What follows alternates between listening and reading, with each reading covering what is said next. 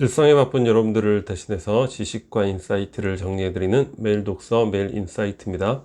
오늘은 세계 지도를 펼치면 돈의 흐름이 보인다. 이 책에 대해서 한번 살펴보도록 하겠습니다. 많은 책들이 돈하고 직접적으로 연관이 없어도 책 제목에 돈이라는 단어를 사용하는 경우가 많죠. 아무래도 흥미를 유도하기 위한 목적인 것 같은데, 이 책은 돈의 흐름, 투자 이런 것과는 아주 직접적인 관련은 없어요. 전 세계의 주요 국가들, 각 나라별 상황에 대해서 지식을 습득하기 좋은 책이다.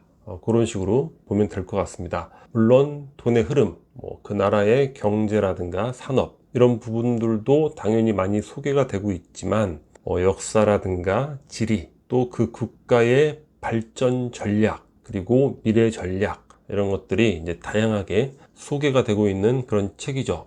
지식 습득을 목적으로 재미있게 읽을 수 있는 그런 책인 것 같습니다. 아주 많은 나라들이 소개되고 있기 때문에 전체 나라를 다 요점 정리해드리고 그러긴 어려울 것 같고, 소개된 나라 중에서 우리가 벤치마킹 해볼 만한, 그러니까 참고할 만한 부분이 많은 국가, 스위스에 대해서 한번 살펴보도록 하겠습니다.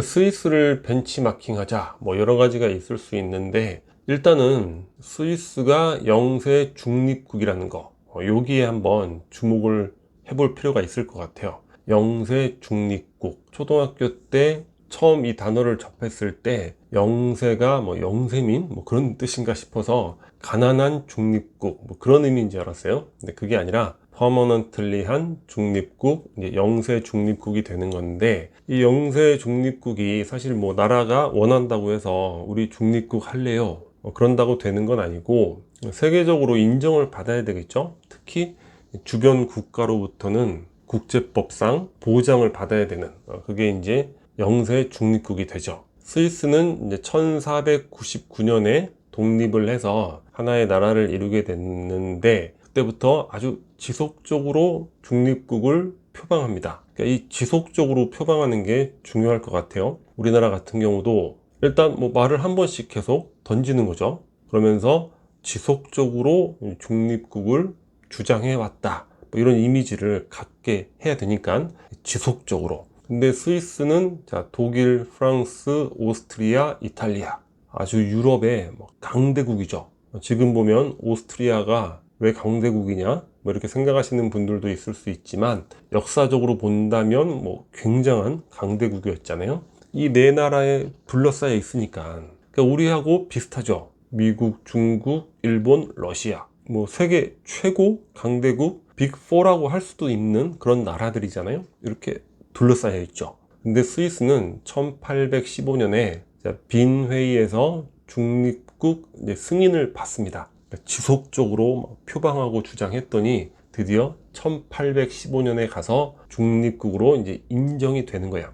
근데 이 중립국도 사실 말만 중립국이지, 당시에 강대국이 틀어버린다 그러면 또 의미가 없는 거잖아요. 2차 세계대전이 발발했어요.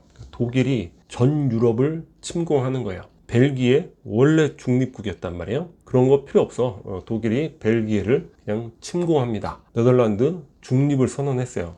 그런 거 필요 없어. 그냥 함락을 해버려요. 룩셈부르크 필요 없어. 다 함락을 해버리는 거죠. 독일 입장에서 스위스 당연히 함락을 할 것 같은데, 여기서 아주 중요한 이슈가 생기는 거죠. 물론 스위스가 이제 험준한 산악 지형이고, 스위스 사람들이 강인한 이 군인들이 많잖아요. 그래서 저 험준한 산에서 게릴라전을 펼치면 우리를 좀 괴롭히지 않을까, 이런 걱정도 있었겠지만, 그게 중요한 게 아니라, 독일 입장에서 전쟁을 하려면 물자가 많이 필요한데, 중동에서 석유를 수입을 해야 되잖아요. 근데 중동에서는 마르크를 받겠어요? 절대 안 받죠. 그러면 달러, 파운드 절대 안 받습니다. 왜냐하면 전쟁의 승패가 어떻게 될지 모르는 거야. 승패가 이렇게 뒤집어지면 그 돈은 다 그냥 휴지 조각이 돼버리니까. 그래서 석유를 사오긴 사와야 되는데 무엇으로 결제를 할 것인가, 이게 이슈가 되는 거죠. 그런데 스위스는 기존의 중립국을 표방하고 있었고, 독일에서 침공하지 않으면, 중립국으로 유지가 되면 전쟁으로 인한 화폐가 뭐 휴지 조각이 된다거나 이럴 일은 없잖아요. 또 은행이 발달된 나라고. 그래서 스위스 프랑을 기축 통화로 해서 중동에서 석유를 수입하게 됩니다. 그러니까 스위스는 당연히 중립국으로 두어야 되는 거예요. 그래서 스위스가 그 험악한 시절인 2차 세계대전에서도 중립국을 유지할 수 있었던 이유, 이면에 이런 사정이 있었구나. 흥미로웠던 내용인 것 같습니다. 근데 스위스가 중립국으로 인해서 얻는 혜택이 너무 많은 거예요. 일단 전쟁이 생길 일이 없잖아요. 전쟁 한번 생기면 뭐 막대한 경제적 또 인명 손실이 발생하는데 그런 손실을 회피할 수 있고 이것만 해도 대박인데, 중립국이다 보니까 세계무역기구 WTO, 국제적십자사, 레드크로스, 국제보건기구 WHO, 국제노동기구 ILO, 이거 4개만 해도 너무 쟁쟁한데 이거를 포함한 30여 개 국제기구를 유치를 하고 있죠, 스위스에. 우리나라에 뭐 이런 거 1개 정도만 와도 정말 난리가 날 거예요. 와, 이런 대단한 국제기구를 우리가 유치했다. 이걸로 인해서 파생될 가치가 높으니까. 그런데 무려 30개, 그리고 무려 250개의 NGO 본부가 스위스에 있습니다. 이것뿐만 아니라 스포츠 기구, IOC, FIFA, 이런 스포츠 본부가 다 스위스에 있는 거예요. 이거 단 1개만 해도 정말 어마어마하잖아요. 이런 것들이 다 스위스에 있고, 또 무려 29,000개의 다국적 기업이 스위스에 위치를 하고 있죠. 29,000개예요. 정말 어마어마하죠. 그래서 스위스는 전체 인구의 4분의 1이 이러한 다국적 기업에 고용이 돼서 일을 하고 있다는 거야. 무려 4분의 1입니다. 4분의 1이 이런 다국적 기업에 고용이 되는 거예요. 국제기구, NGO, 스포츠 본부 이런 거 따지면 정말 너무너무 막대하겠죠. 오며 가며 활동하고, 그리고 이런 국제기구들이 위치해 있음으로 인해서 그 자체가 또 안전이 보장되는 거죠. 그래서 우리나라의 발전 전략, 이건 사실 과거부터 노무현 정부 때부터 추진을 했던 건데, 송도의 국제도시를 만들고 이러한 국제기구, 다국적 기업, 전 세계 본부가 아니라 하더라도 다국적 기업의 아시아 본부, 그런 것만이라도 유치를 하면 얼마나 큰 효과가 있겠어요. 그런 전략을 추진해 왔는데 아직까지 크게 실효성 있는 결과를 만들지 못하는 것 같아요. 우리 서울을 중심으로 반경 이렇게 원을 한번 그려봐요. 그러면 아주 그 짧은 원 안에 북경, 상해, 서울, 부산, 오사카, 동경, 인구 500만, 1000만 이상의 도시들이 다 몰려 있습니다. 정말 어마어마한 도시들이잖아요. 그 중심이 바로 서울이고 인천인 거예요. 지리적으로 너무 좋은 위치가 되는 거죠. 그럼에도 불구하고 우리가 스위스처럼, 스위스의 반의 반, 10분의 1이라도 이러한 국제기구를 유치하고 있는가? 못하고 있죠. 그 이유가 우리가 중립국이 아니라서. 물론 그 부분도 있겠지만 가장 중요한 건 평화 분위기, 이런 게 인식이 안 되기 때문에 그런 거야. 우리는 계속 여기서 사니까 특별히 북한 리스크 없어요, 이렇게 말할 수는 있지만 외부에서 보기에는 그렇지 않죠. 항상 그 남북 간에 전쟁이 발생할 것 같은 이런 위기감이 조성돼 있잖아요. 그래서 저는 이 평화 문제를 왜 노력하지 않고 해결하지 않는가, 너무너무 답답합니다. 바로 이 부분이 우리 국가의 가장 핵심적인 발전 전략, 미래 전략이 되는 거죠.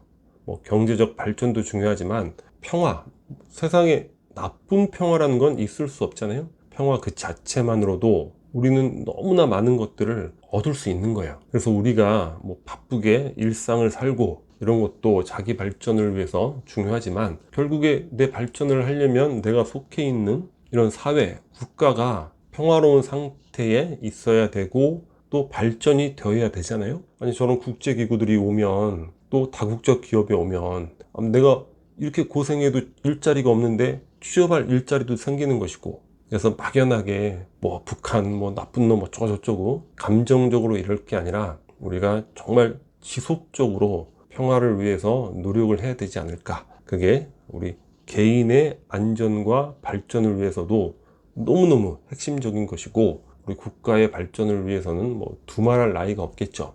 그런 측면에서 스위스의 사례를 우리가 꼭 참고하고 새겨보아야 되지 않을까, 그런 생각을 해보게 됩니다. 그리고 또 하나 재미있었던 내용은 스위스 금융산업이 소개가 되고 있는데, 스위스 은행들은 은행 비밀주의가 확고하게 유지되고 있잖아요. 그래서 스위스 은행이 어떻게 저렇게 비밀주의를 갖게 되었는가, 그게 과거에 프랑스 왕이 제네바 은행에서, 그러니까 스위스 제네바에 위치한 은행에서 큰 돈을 대출해 가지고 막 사치를 한 거예요. 근데 이게 국민들한테 알려지면 엄청난 비난과 원성 또는 밀란 이런 걸 겪을까봐 그거를 비밀에 붙이게 했다는 거야. 그로부터 스위스 은행의 비밀주의가 시작되었다고 합니다. 흥미로웠던 내용인 것 같아요.